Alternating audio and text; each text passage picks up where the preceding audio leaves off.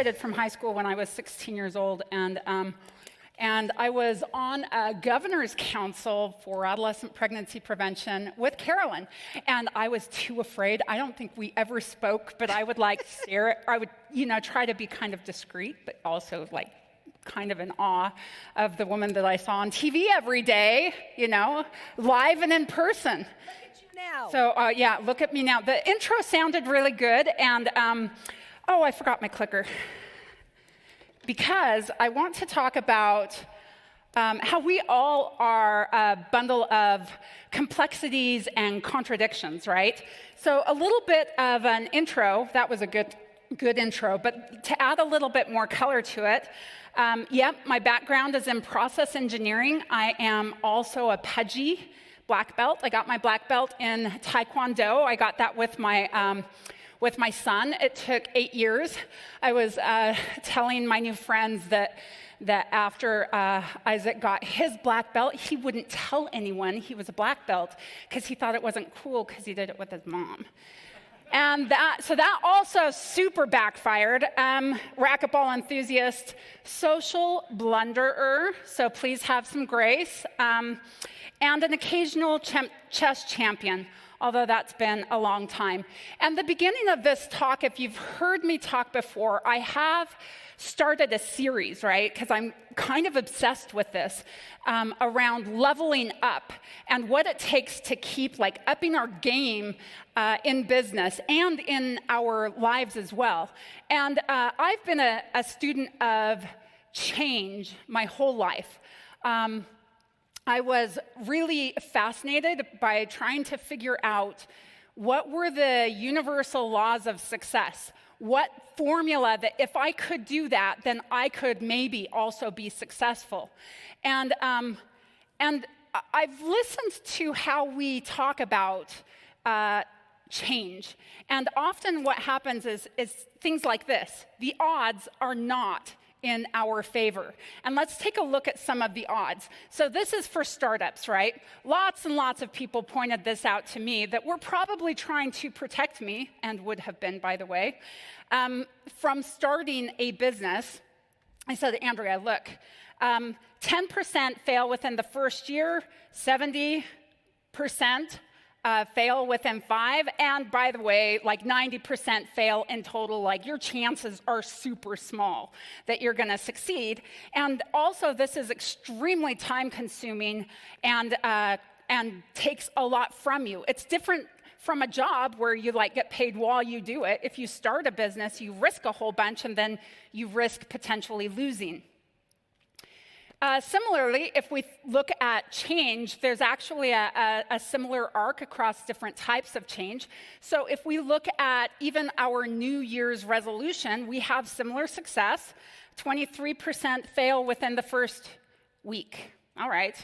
64% by the first month, and again, 90% fail in general. And that's actually, those numbers are very similar with organizational transformation as well. So if you're not a business owner or growing a business, the principles that we'll be talking about today apply to helping a business be successful, helping a business to evolve, even if you are not the business owner. And by the way, I never intended to be a business owner.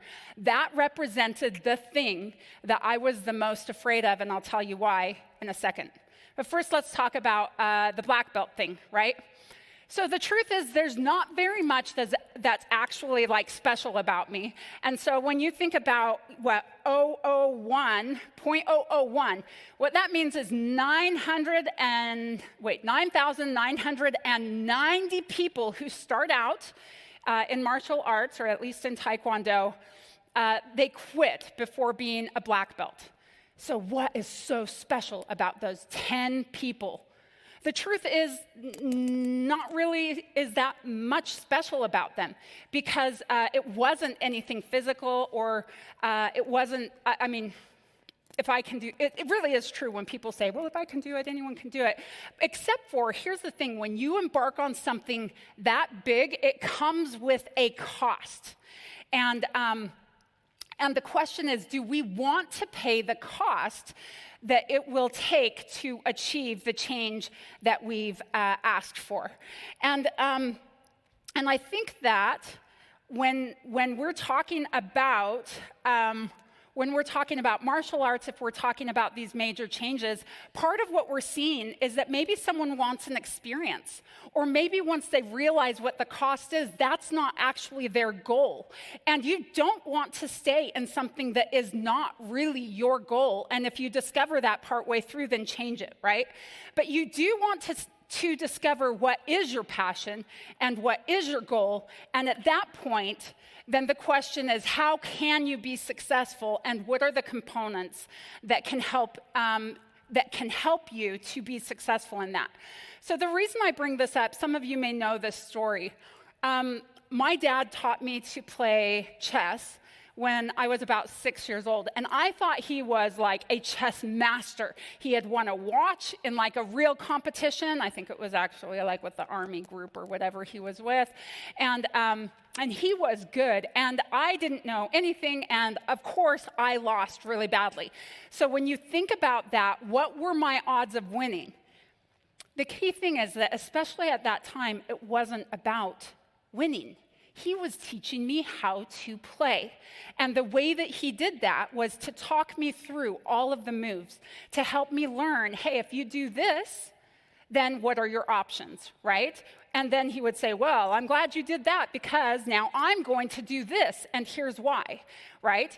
And the big thing that I have thought about maybe 1 billion times since starting my businesses has been what would inevitably happen when I was playing my dad until I was about I occasionally won in my 20s. But what would happen is I would start to lose, and I would get to the point where I thought, it's all over, right? I've lost. Why continue? This is embarrassing. Well, you get to that hopeless point, right? When I would get there, he would take the board and he would turn the board around. And then he would proceed to beat me with my pathetic pieces, right? Which also, is kind of bad on my ego, but also taught me some really important lessons about how you have moves. And no matter how hard things are right now, step back, look at it clearly. You have moves. The game is not over. And so be clear about what you want. But being clear about what you want is not enough. All right, so what are my odds? What are your odds? We've been talking about this. And the bottom line that we've landed on is encouraging news, which is it's not about the odds. Because just because so many people didn't continue with the abuse from 17-year-old red belts for 8 years, because they weren't willing to subject themselves to that.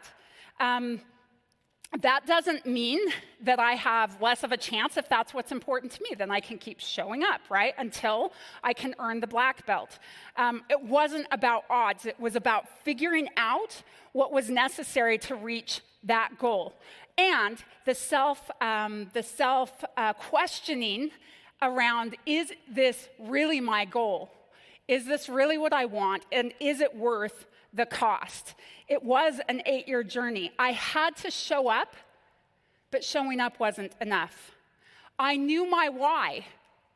My why was that I had a son who I was trying to teach that he could do big things and how to stick with something, right? But my why was not enough either. I had to learn the principles of success that would get me all the way through all the different levels of learning the skill and the testing.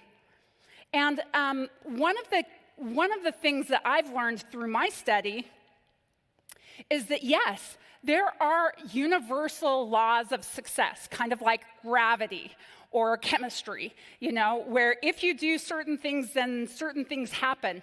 But it is more nuanced than that, and that's where principles come in.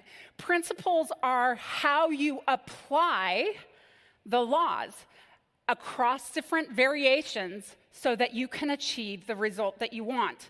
And this is where the true complexity is, because it's not about it is. You do need to You do need to understand the law or the principle, right? That's a intentional, you want to understand it, but more, it's about the mastery of how do you apply it. And how do you apply it in a complex situation where you don't control all of the variables? Every other person makes their choice. The market is doing all kinds of things that are outside of your control. This isn't a matter of just mindset and just determination and just a willingness to keep getting back up and rugged grit and determination, right? There's another layer of learning and application that adds to that complexity and also makes it fun and an unlimited pathway for growth for your whole life. So today what we'll be doing is talking about subtle sabotage. This was actually my thesis for my master's. And because what I discovered through my course study way back then was that all of those things I just mentioned, those weren't enough.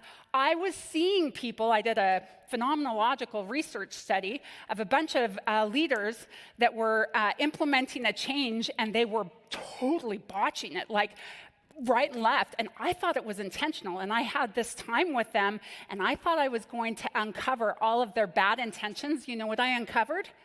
I uncovered that their intentions were actually good. And yet, their moment-by-moment behaviors did not point them toward the goal. So their moment-by-moment actions were sabotaging the end result that they were working toward. And they couldn't see it. They couldn't see So today we're going to talk about 8 of those traps that you may see in business. I definitely have. And how to navigate those. And here's a little bit of a heads up of what's coming. What I'd love is, if we have a few minutes at the end, I would love to hear what really strikes you across these subtle saboteurs. What have you seen and what is most valuable? So this here is going to be my infinity model. This is the broken model, right? What we want is for business to build and flow and to continue. But the reason why you see dots all through this is because business can stop at any one of these points. What you have as number 1 is usually the leader who has a vision and wants something to happen. And then in the blue, you have their team who's trying to implement it. Number 3 is a question mark, because that should, spoiler alert, that will be us as the guide, but often right now it is not us actually guiding our customers. Number 4, this is where our potential customers discover us, and then they go on to explore and make a decision and potentially act, like buy something from us or sign up or whatever they're going to do. And then number 7 is whether or not they return. Do they buy more? Do they buy other things? Do they tell their friends, right? If you can get that momentum going, that builds your business in an exponential way. Word of mouth referrals has 75% more impact than any kind of other marketing. Because if you hear it from someone trusted, you'll move to it. The problem is that there are, at each of these points, barriers that stop this. I stayed on number 1 forever, studying leadership and trying to get really clear about how to have a good vision. And then I worked on how do I, work with a team, and how do you align efforts to move in a particular direction, right? But then as you start hitting the 3, 4, 5, what you realize is that something happens here. See where it starts to move into the red? We have control, typically, over the things that are in the black. About the time that they go in the red, it becomes, what I have termed as dark metrics. And that is that we don't know. We don't know what happens. And maybe we have fractions or little pieces of data that we can make assumptions based on. But often we're not even paying attention to what the lack of data means. And I have a couple of examples. Playing racquetball, this is a tennis ball, but a racquetball is worse because it's right like this. When my brother and I first started playing, I didn't wear eye things, right? Because I thought, well, I can see the ball, it'll be fine. And then I hit it against the back wall. You know, racquetball, it's all over all the walls, and everything moves real fast. So I hit it on the back wall hard as I could, and it popped me in the eye, and I heard a sucking sound like that, and I couldn't, everything went black. And I'm trying to feel, is my eyeball still there? Like, I didn't even know, in my imagination, which is in fact very vivid, I imagined my eyeball rolling around the floor somewhere, and my eyeball was fine-ish. I had a black eye and whatever. But this is very true that we cannot often see because we are so overwhelmed with our own experience and our own senses. Second, this is Isaac. And we can't hear him, but that's fine. What's happening is he had his wisdom teeth out, right? And he has this ice that's around here, and it's tied on the top, all ridiculous. He was horrified, by the way, because here he is, a 17-whatever-year-old kid, and like they lose all their inhibitions. So he's telling everyone hi, he's falling asleep, he wakes up, and then in a second here, you'll see him pull the visor down, and he's saying, I can't hear anything. And he pulls the visor down, and then he screams, and he says, ah, did they cut off my ears? From the data that he had, he's like, okay, well, I can't hear. And he didn't know he had that around his head. And so he's about to do it. If you can see, here it goes.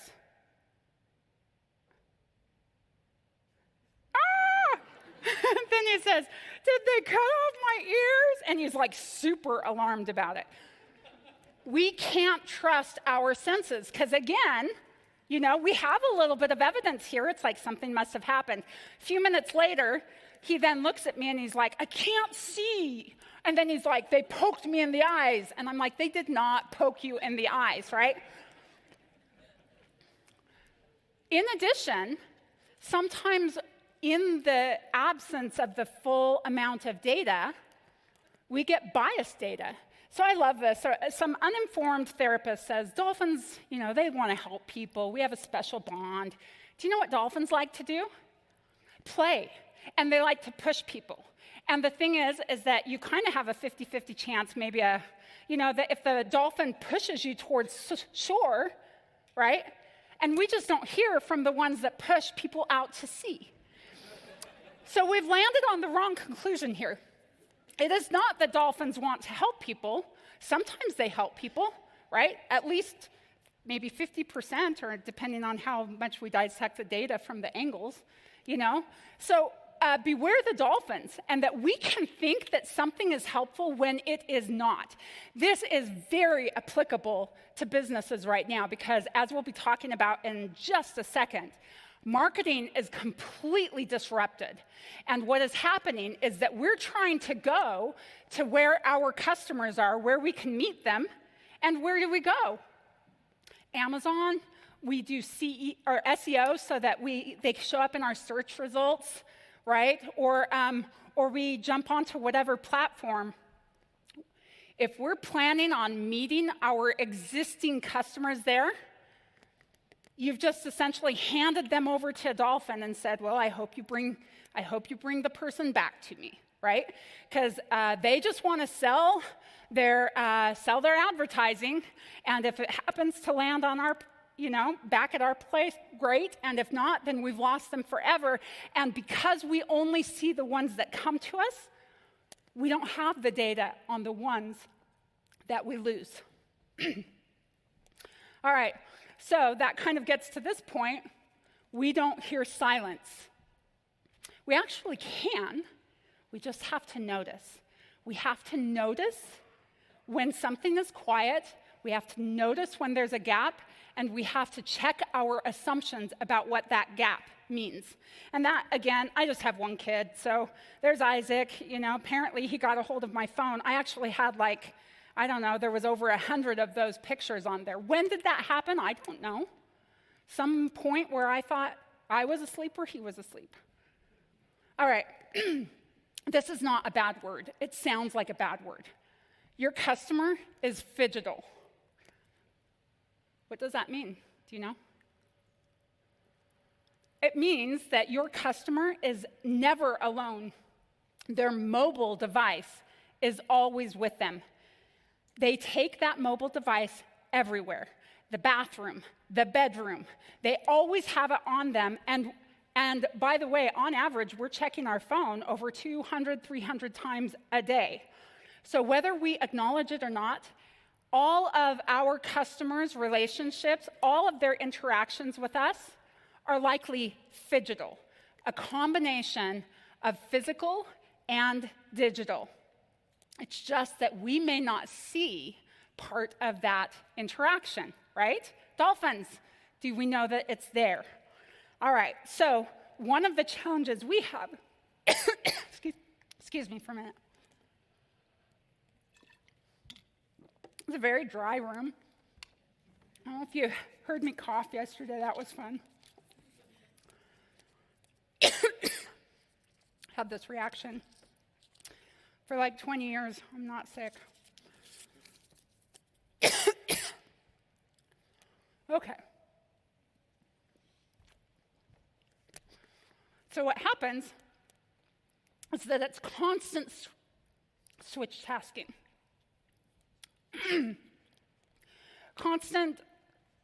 Excuse me.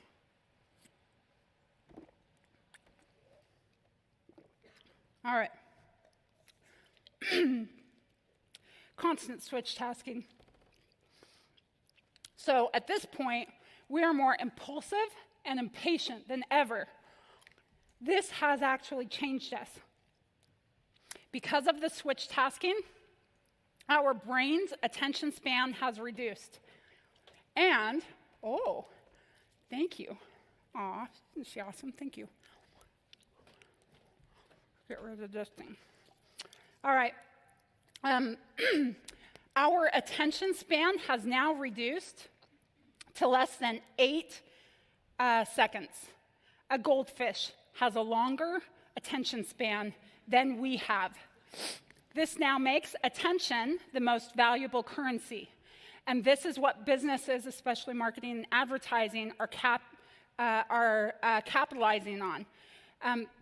It's supported by how platforms will pay for your attention, right? They give you Facebook for free, but then you get all the ads, and also then they'll sell your data, right? And the whole point is around how do they know what you will pay attention to so that we can start to predict what you buy.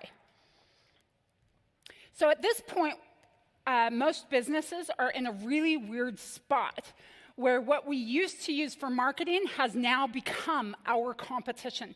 It amplifies our competition. The average person sees up to 10,000 ads per day. And even if your customers already know about you, and even if they are specifically looking for you, those platforms will bring your highest paying competitors up right next to you and try to seduce them away from you. And because business has become in many ways so transactional, then there's not a lot of loyalty. And so if your competitor looks good, then off they go.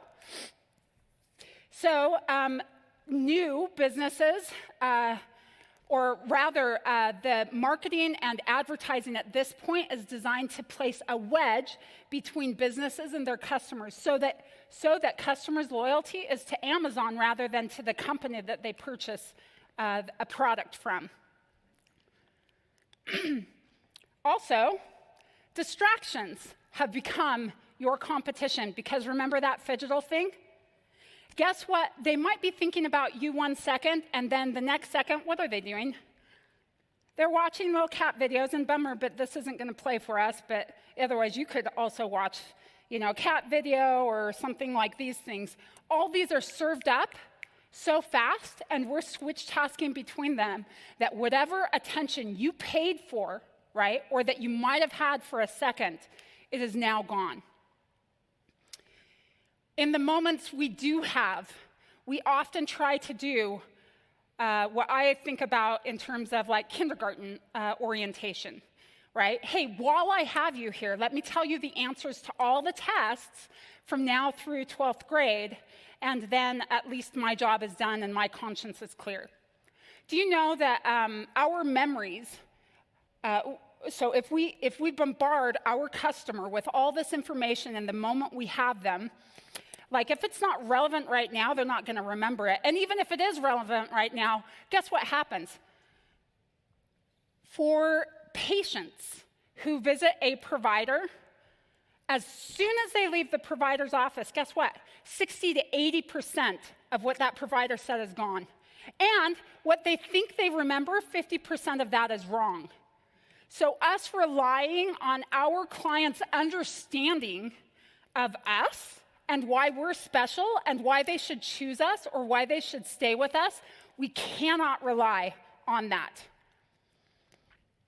The journey is no longer linear. We don't get to guide it. It now looks, this would be way too simple for a journey now. It's not a clear path. Now customers decide the order and the pace of their journey, and they come in and then they leave and then they reappear somewhere else, and the order is widely varied. It feels like we cannot predict, we cannot anticipate. This is a trap. It is a trap for them that they do not need us or our guidance, and it is a trap for us because we may think that we have lost our opportunity to guide.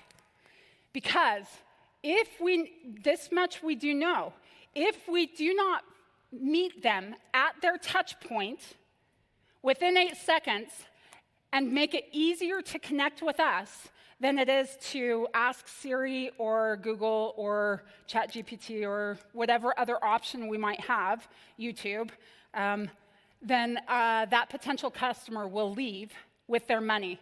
This can be very, very disheartening. At the same time, this has disrupted the relationship that businesses have with their customers. Within disruption is opportunity for the businesses that can see the patterns of disruption and can adjust to be able to adopt and fill within the new needs of the new system. And that would be the challenge that I would have for you now. Because more than ever, customers need a guide.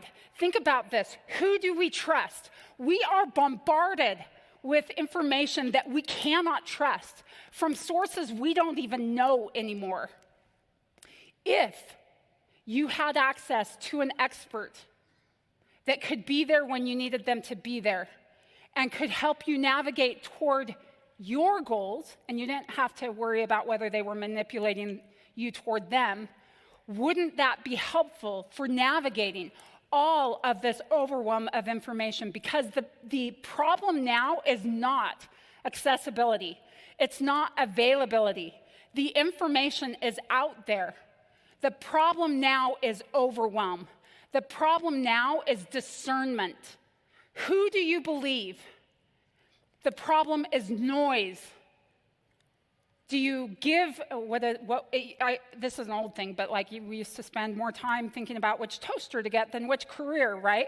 What do you think has happened to our decision making now? Well, I spent 2 minutes with, AI, and now I know what I should do with my life, right? I think that this combination, a guide that we can trust, invaluable for our clients.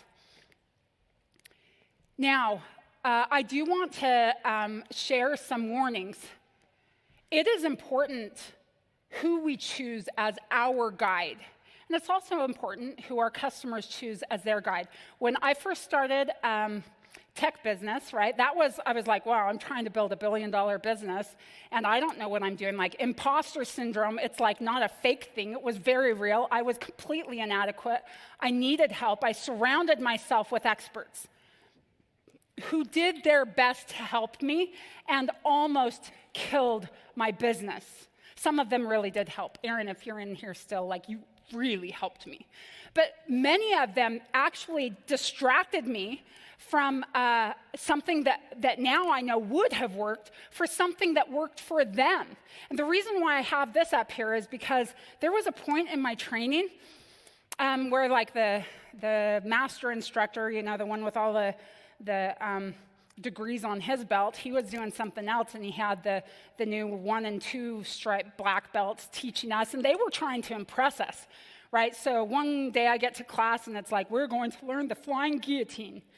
And this happened after we had done flying tuck rolls, and I almost, it was Jane, the lady next to me, and I'm like, I think she might have, that was bad.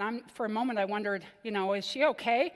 And so when they announced flying guillotine, I had already kind of figured out, they don't have my goal in mind. Like, their goal is to impress us or I don't know what their goal was, but when they said flying guillotine and Bryce was over there, and he's like, I'm ready.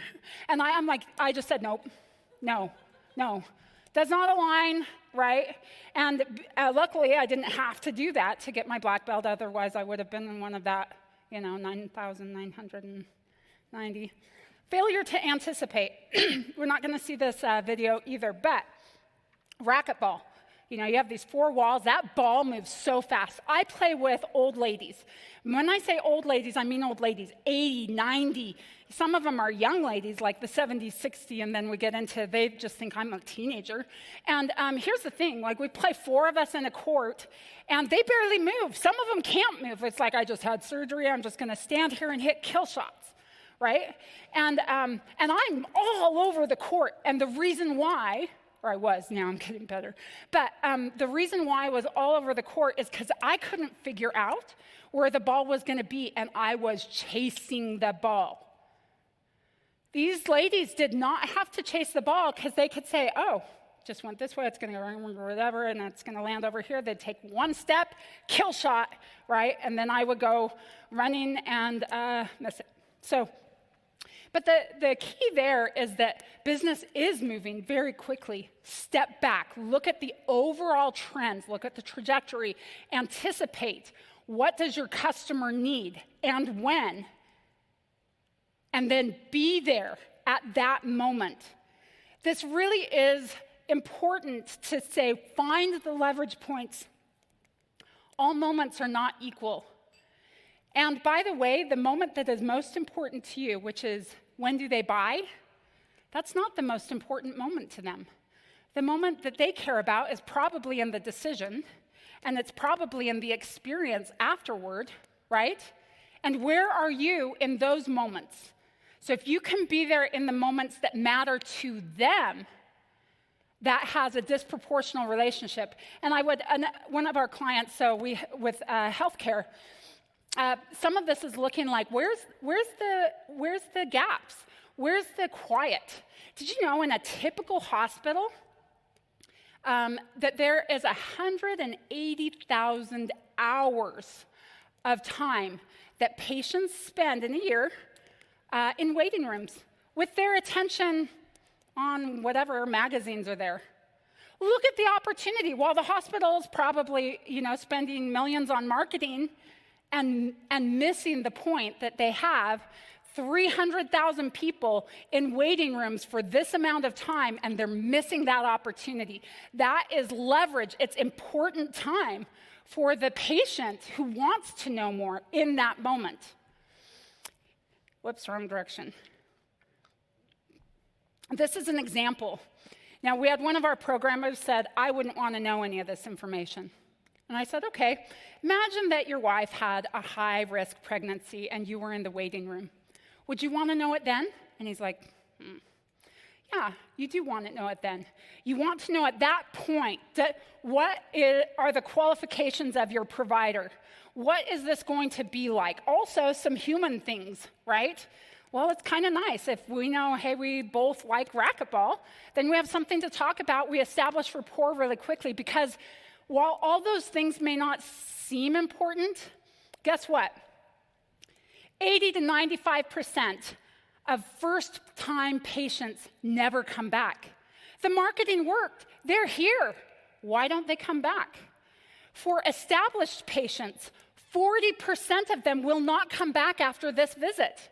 What are we taking for granted here? That maybe we can pay more attention to the trust and the guidance during the relationship. Also, guess what? People don't sue people they like. If they like their provider and if they have that rapport, then the claims shoot down. So when you look at things like that, it's different than focusing on just the buy cycle and the marketing, right? Here's the black stuff we know about. Let's just do another ad, and we have to do, 5,000 to get 20 patients, and then this, and that's such a small picture of what is offered.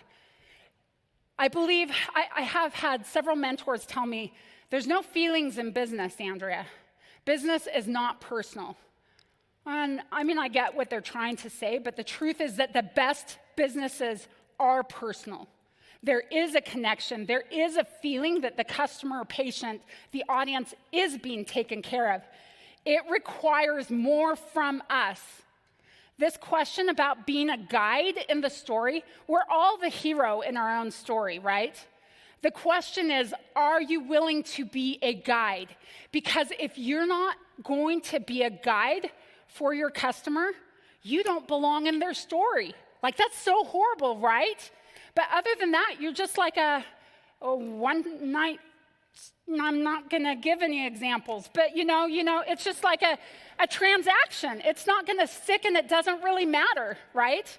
What we want is to connect those dots. And what we want is instead that number 3 becomes a guide that now is somehow with the customer all the way through, and that customer returns and refers. And now the right side of it, this is what we call the infinity model, the right side of it is what we are focusing on building. So, of these, what struck you? And as we're thinking about that, I want to make an offer. Ryan and I came up with a gift, a VIP gift. VIP, a RizeX VIP gift. So it's RizeX and then Viision Infinity Pro. And when you scan that code, and I think that they also may text it to you, then you'll see the RizeX symbol, and you can claim your gift. This gift is worth $1,500. It is offered to every single one of you. What you will get with that is a subscription to the Pro Card Suite, which will have that personal connection with you and your customers. And I thought, well, let's try this. I'll create a 3-session series where we can walk through that model with each of our businesses. And we'll do that together in a webinar over 3 sessions where we can map so that we can start to pull those dots together and deliver the experience that moves all the way through the ongoing relationship with the customer. And that is all. Thank you.